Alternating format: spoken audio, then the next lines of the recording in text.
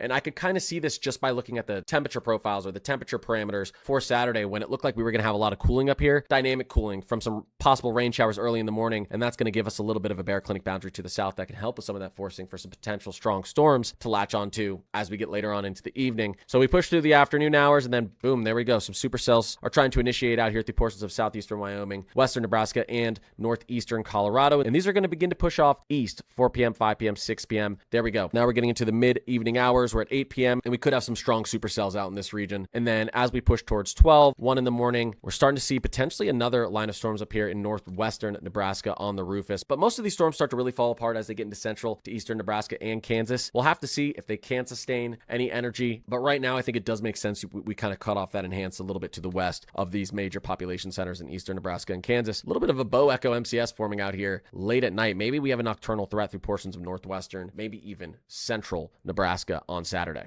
All right, so what does Sunday look like? Sunday morning, we've got some strong storms pushing off through portions of eastern Kansas. We've got a lot of rain showers pushing through Missouri, and I can tell you right now, this is going to be important. How much rain falls early in the morning? How quickly does this push through? How much cloud cover is there? Because again, this could ruin our instability for later storms, but this looks like it's going to clear out around, we'll call it between 11 a.m. and 1 p.m. Now we're going to have a chance to grow some more instability out in this region, some surface heating, and so you get another chance for strong to severe storms on the back end that could be a lot more intense as that low-level jet increases throughout the day, as that heat increases throughout the day, and as those dew points rise. Now we're looking at potentially strong to severe thunderstorms through portions of eastern Kansas, central to northwestern Missouri. This is around 5 or 6 p.m. Kansas City may have to watch out on Sunday, but those storms then begin to kind of consolidate. You get a little bit of an MCS and push out to the southeast, and now we're watching, again, central to southern Missouri, and we're watching especially central to southern, potentially very far southern, Illinois, and then Indiana. So this is how the Rufus sees this playing out here. Again, I do think we could get an enhanced somewhere out in this region